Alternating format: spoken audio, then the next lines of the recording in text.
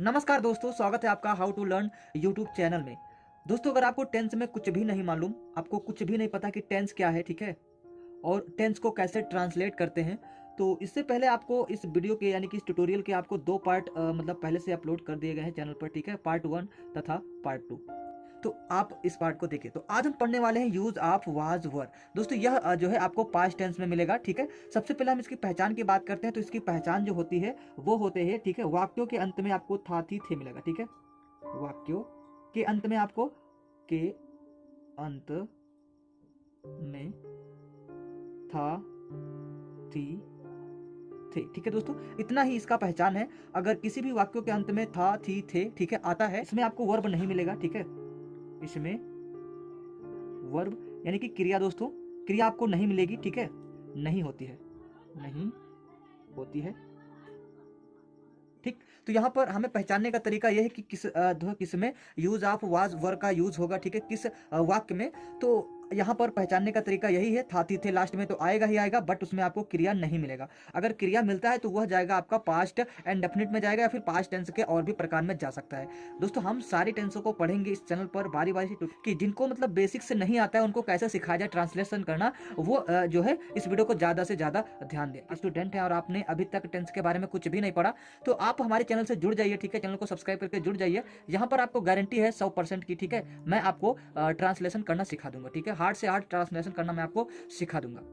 चलिए दोस्तों, यहाँ पर हम पहचान के बारे में बात कर लिए हैं, इसके अंत में था थी थे आएगा, ठीक है। और यहाँ पर मैं आपको बता देना चाहता हूँ नियम, ठीक है। तो नियम के बारे में अगर हम बात करें तो चलिए हम यहाँ पर नियम देख लेते हैं कि इसका नियम क्या कहेगा, ठीक है। तो यहाँ पर हम नियम लिख देते हैं, ठीक। नियम में दोस्तों क्या आएगा, आपको एक वचनकर्ता के साथ वाज तथा बहुवचनकर्ता के साथ वियर का प्रयोग करना है, ठीक है। लिख लेता हूँ। गाइस यार, यहाँ पर हमने नियम लिख दिया है। नियम यह है कि सिंगुलर नंबर सब्जेक्ट के साथ, यानी कि हिंदी में कहें तो एक वचन कर्ता के साथ वाज, तथा प्लूरल नंबर सब्जेक्ट के साथ बियर यानी कि वर का प्रयोग किया जाता है। दोस्तों, यहाँ पर इसका नियम बिल्कुल आसान है, ठीक है। एक वचन होगा तो वाज और बहुवचन होगा तो वियर का प्रयोग किया जाएगा। दोस्तों, यहाँ पर सबसे पहले हम अफर्मेटिव सेंटेंस पढ़ते हैं, ठीक है। तो यहाँ पर हम अफर्मेटिव, तो यहाँ पर सबसे पहले हम इसका वाक्य का प्रारूप देख लेते हैं, ठीक है। तो यहाँ पर वाक्य का प्रारूप मैं आपको दिखा देता हूँ।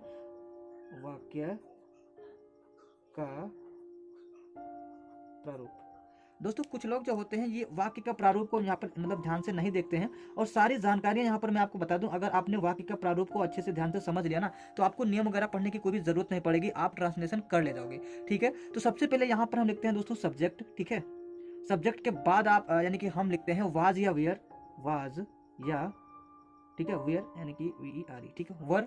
और उसके बाद यहाँ पे हम लिखते हैं ऑब्जेक्ट, ठीक है। उसके बाद लिखते हैं यहाँ पे अदर वर्ड, उसके बाद यहाँ पर बस। देन यहाँ पर इतना ही सारा हमारा ये चीज़ है, ठीक है। ये चीज़ आप ध्यान में रखना कि जो हमारा मतलब वाक्य का प्रारूप होता है वही सबसे ज़्यादा इंपॉर्टेंट होता है, ठीक है। इसी के हिसाब से हम सेंटेंस को आपस में सेंटेंस का तालमेल आपस में बैठा सकते हैं, ठीक है। अगर आपको ये पता है तो आप ट्रांसलेशन कर ले जाएंगे, ठीक है। अगर नहीं पता है तब भी यहाँ पर मैं बता रहा हूँ, बस आप यहाँ से ध्यान दीजिएगा, ठीक है। चलिए कोई अब एग्जाम्पल ले लेते हैं दो चार, उसके बाद मैं आपको आगे समझाता हूँ।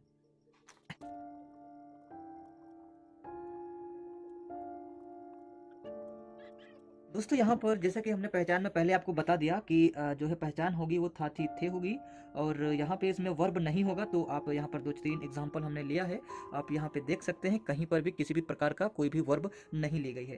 दोस्तों, आपको यहाँ पर दूसरा जो हमारा सेंटेंस है ये थोड़ा बड़ा आपको दिखाई दे रहा है, बट ये बिल्कुल बड़ा नहीं है। जो भी बड़ा है हम इसे बहुत ही शॉर्ट ट्रिक के साथ करेंगे। सबसे पहले यहाँ पर हम पहले अपने सेंटेंस पे देखें तो यहाँ पर लिखा है मैं कल बाजार में था।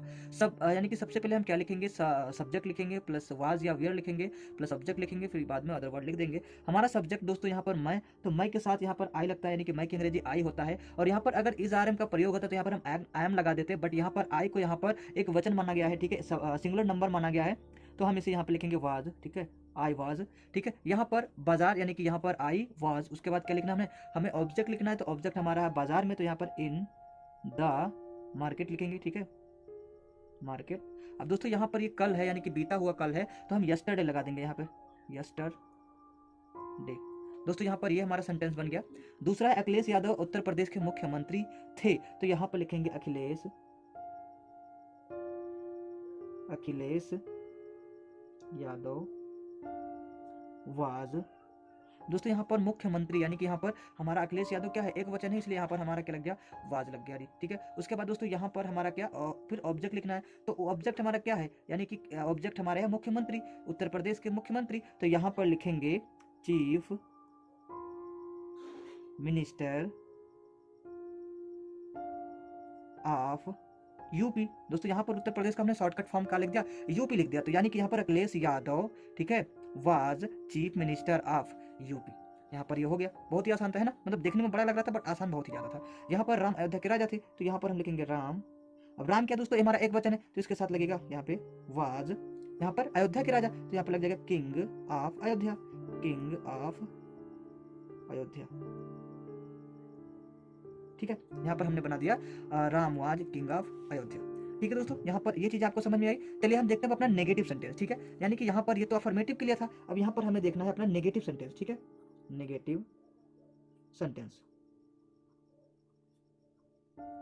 ठीक है, यहाँ पर तो सबसे पहले हम क्या लगाएंगे दोस्तों, नेगेटिव सेंटेंस की जो पहचान होती है वो क्या होती है। ठीक है, पहचान दोस्तों यहाँ पर मैं आपको अगर थोड़ी शॉर्टकट में बता दूं तो पहचान में नेगेटिव में मतलब सभी जानते हैं, सब लोग जानते हैं कि नेगेटिव में क्या होता है दोस्तों, नॉट लगा होता है। क्या लगा है, नहीं शब्द आता है। अगर हिंदी में बात करें तो नहीं शब्द आता है। ठीक है, यहाँ पर नहीं शब्द आता है, नहीं शब्द आने से हमारा क्या हो जाएगा, ये चीजें नेगेटिव बन जाती है ना। तो यहाँ पर हमारा क्या आएगा, नेगेटिव आएगा, यानी कि नहीं आएगा, तो इसे हमको पता चलना जाना चाहिए कि ये हमारा क्या है, जो है नेगेटिव सेंटेंस है। ठीक, तो यहाँ पर अगर हम वाक्य के प्रारूप की बात करें तो सबसे पहले लिखेंगे यहाँ पे हम सब्जेक्ट। ठीक है गाइस, सब्जेक्ट लिखेंगे, उसके बाद यहाँ पर लिखेंगे वाज या वर, प्लस में यहाँ पर हम नॉट लगा देंगे नहीं के लिए, प्लस में हम लिख देंगे यहाँ पर ऑब्जेक्ट। ठीक है, ऑब्जेक्ट के बाद यहाँ पे लिख देंगे हम अदर वर्ड, और लास्ट में यहाँ पर हम कुछ नहीं लिखेंगे। ठीक है गाइस, तो यहाँ पर ये हो गया हमारा क्या, ये नेगेटिव सेंटेंस के लिए हो गया। अब यहाँ पर इसके भी प्रारूप को हम ध्यान से देखेंगे। ठीक है गाइस, यहाँ पर इसके भी प्रारूप को हम ध्यान देंगे, क्योंकि हर एक सेंटेंस के प्रारूप जो होता है वो हमें मतलब बहुत सारी जानकारियां प्रोवाइड कराता है, यानी कि हमें क्या करना चाहिए, इसके बाद अगला स्टेप हमारा क्या होना चाहिए, वो सारी जानकारियां जो है हमें इसी से प्राप्त होती है, वाक्य के प्रारूप के ही हिसाब से। ठीक है, चलिए एग्जाम्पल हम देख लेते हैं यहाँ पर।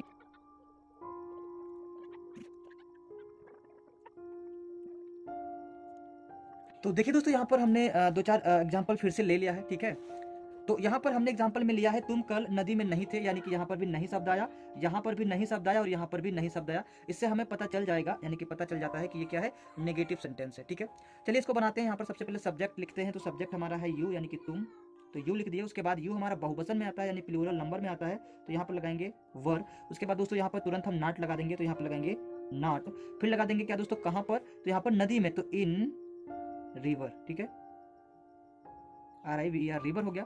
अब दोस्तों यहाँ पर मैं आज कक्षा में नहीं था, अब यहाँ पर कल की अंग्रेजी बची हुई है। ठीक है, यानी कि कल की अंग्रेजी हमने नहीं लिखी, तो यहाँ पर रिवर के बाद लिखेंगे टुमारो।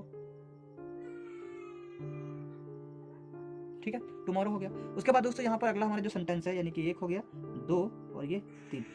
मैं आज कक्षा में नहीं था, तो I was not in the class today. ठीक है गाइस, यहाँ पर हमने क्या लिखा, I was not in the class today, यानी कि मैं आज कक्षा में नहीं था। वह लोग स्टेशन पर नहीं थे, तो यहाँ पर वह क्या क्या होता है दोस्तों, दे होता है। अब दोस्तों कई लोग यहाँ पर ये थोड़े से मतलब कंफ्यूज होते हैं कि लोग की अंग्रेजी पीपल होती है, तो यहाँ पर दे पीपल भी लगा देते हैं। तो आपको यहाँ पर ये नहीं करना, वह के अगर साथ लोग आता है तो यहाँ पर वह लोग की अंग्रेजी केवल दे होती है। ठीक है, तो वह हमारा क्या है, बहुवचन है, तो यहाँ पर दे वियर। ठीक है, यहाँ पर नॉट लिखेंगे, दे वियर नॉट। यहाँ पर स्टेशन पर, तो यहाँ पर यानी कि इन स्टेशन। ठीक है, इन स्टेशन। ठीक है, यहाँ पर ये हो गया हमारा ये। ठीक, अब दोस्तों यहाँ पर लास्ट में बचा है हमारा, बचा है इंट्रोगेटिव सेंटेंस। तो यार लगे हाथ वह भी हम कंप्लीट कर लेते हैं। वीडियो थोड़ी सी लंबी हो रही है दोस्तों, बट आप थोड़ा थोड़ा मतलब यहाँ पे थोड़ा टाइम देंगे, आपको सब कुछ समझ में आ जाएगा, आपको कोई भी दिक्कत नहीं हो। यहाँ पर अभी आप देख सकते हैं हमने लिखा इंट्रोगेटिव सेंटेंस। ठीक है, अगर आप इंट्रोगेटिव सेंटेंस यानी पहले वीडियो नहीं देखे हैं तो आप उसे जाकर देखिए, वरना आपको इंट्रोगेटिव सेंटेंस नहीं समझ में आएगा।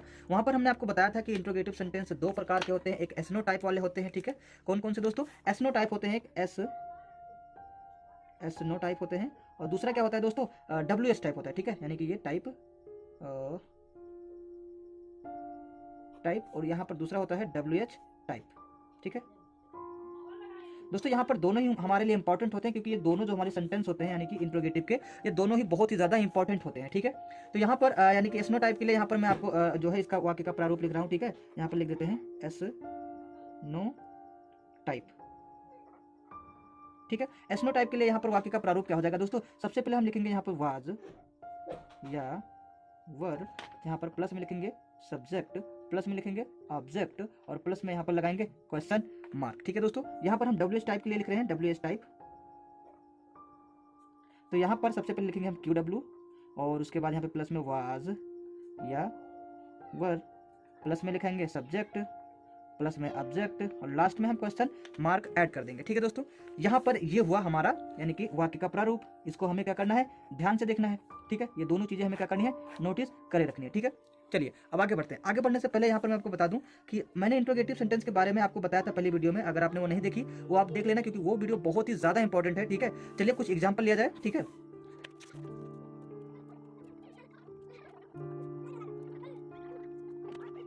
तो यहाँ पर हमने सारी चीजें कर दी है, यानी कि हमने 3 एग्जाम्पल यहाँ पर भी लिया है, 1, 2 एंड 3। दोस्तों यहाँ पर मैंने पहला एग्जाम्पल लिया, क्या मैं कल बीमार था। ठीक है, यहाँ पर भी हमारा मतलब ये एसनो टाइप है, क्योंकि यहाँ पे क्या से स्टार्ट हुआ है। ठीक है, यहाँ पे मैं आपको बार बार कह रहा हूँ, पहली वीडियो देखिए, वहाँ पर आपको समझ में आ जाएगा। ठीक, तो यहाँ पर क्या यानी कि सबसे पहले एसनो टाइप है, तो यहाँ पर हम इस वाक्य के प्रारूप को देखेंगे, वाज वर। ठीक है, यानी कि इसमें से क्या लगेगा, तो हमारा सब्जेक्ट मैं है, इसका मतलब यहाँ पर वाज लगेगा। ठीक है, तो यहाँ पर हम लिखेंगे वाज। ठीक है, अब उसके बाद सब्जेक्ट लिखना है, तो यहाँ पर आई लिखेंगे। उसके बाद ऑब्जेक्ट है, तो यहाँ पर इल यानी बीमार, ऑब्जेक्ट वाज आई इल। अब यहाँ पर कल, तो यहाँ पर हो जाएगा टुमारो, टू मोर। ठीक है दोस्तों, यहाँ पर लास्ट में क्वेश्चन मार्क हम लगा देंगे। अगर दोस्तों आपको जो है मतलब वर्ड्स की क्लियरिटी, ठीक है, अच्छे से नहीं दिख रही है, तो आप मतलब इसका जो है वीडियो का क्लियरिटी बढ़ा लीजिए। ठीक है, चलिए, तुम कल कहाँ थे, ये WH टाइप है, क्योंकि यहाँ पर बीच में कब कहाँ क्यों आया, तो यहाँ पर कहाँ की अंग्रेजी सबसे पहले लिखेंगे यानी क्वेश्चन वर्ड, तो हमारा हो जाएगा वेयर। उसके बाद दोस्तों यहाँ पर वेयर लगेगा। ठीक है, क्योंकि हमारा क्या है, यू बहुवचन है। ठीक, तो यहाँ पर वेयर लगा दिया हमने। फिर हमारा क्या लगेगा, हम लिखेंगे सब्जेक्ट, यानी कि यहाँ पर लिखेंगे यू। ठीक, वेयर आर यू, कल यानी कि तो हो जाएगा टुमारो। ठीक है, टुमारो, लास्ट में क्वेश्चन मार्क। मैं बाजार में क्यों था, यानी कि मैं बाजार में क्यों था, तो यहाँ पर लगेगा व्हाई, क्योंकि अंग्रेजी व्हाई। उसके बाद लगेगा वाज, उसके बाद इन मार्केट, और लास्ट में हमारा क्या हो जाएगा, क्वेश्चन मार्क हो जाएगा। ठीक है दोस्तों, यहाँ पर ये हो गया हमारा।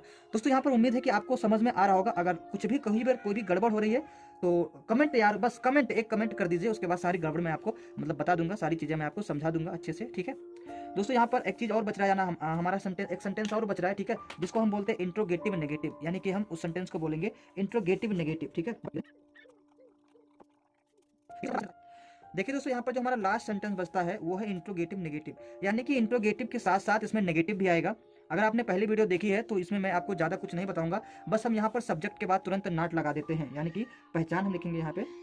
ठीक है, पहचान, पहचान नहीं लिखा रहेगा, यानी कि नहीं के साथ। ठीक है, आता है, नहीं के साथ आता है। किस में आता है दोस्तों, यहाँ पर इसमें आता है। ठीक है, इंट्रोगेटिव में आपको जो है नहीं मिलेगा, इंट्रोगेटिव नेगेटिव, यानी कि इंट्रोगेटिव के साथ साथ वो नेगेटिव भी होगा। तो इसकी पहचान यही है कि इंट्रोगेटिव के साथ नहीं आएगा, है ना, यानी क्या फिर क्यों कब कहाँ कैसे के साथ आपको नहीं वाला वर्ड भी देखने को मिलेगा। अगर इसके हम नियम की बात करें दोस्तों, इसको हम कैसे करते हैं, ठीक है, नियम की बात करें तो यहाँ पर हम बताएंगे आपको, यानी कि बताते हैं सब्जेक्ट के बाद, ठीक है, सब्जेक्ट के बाद नॉट का प्रयोग करते हैं, सब्जेक्ट के बाद नॉट का प्रयोग करते हैं। ठीक है दोस्तों, यहाँ पर यही एक नियम है। अगर आप कोई भी सेंटेंस पढ़ रहे हैं, ठीक है, अगर आप बहुत बड़ा बड़ा सेंटेंस पढ़ रहे हैं, तब भी आपको अगर इंट्रोगेटिव नेगेटिव आता है तो आपको सबसे पहले यही करना है, सब्जेक्ट के बाद तुरंत नॉट जोड़ देना है, आपका सेंटेंस बिल्कुल सही हो जाएगा। ठीक है, कोई भी टीचर आपका सेंटेंस नहीं काट सकता, चाहे जितना भी बड़ा क्यों ना हो। ठीक है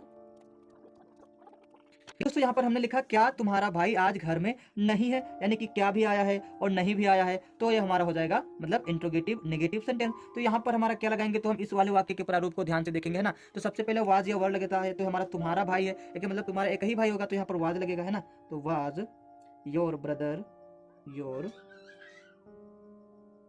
ब्रदर, यहाँ पर हमने सब्जेक्ट लिखा योर ब्रदर, इसके बाद जस्ट हम क्या लगाएंगे, नॉट का यूज करेंगे। ठीक है, तो यहाँ पर नॉट भी हमने लगा दिया। अब कहाँ पर नहीं है, घर में नहीं है, तो यहाँ पर इन होम लिख देंगे दोस्तों, इन होम। उसके बाद दोस्तों आज है, तो यहाँ पर हम सबसे लास्ट में लिख देंगे टुडे।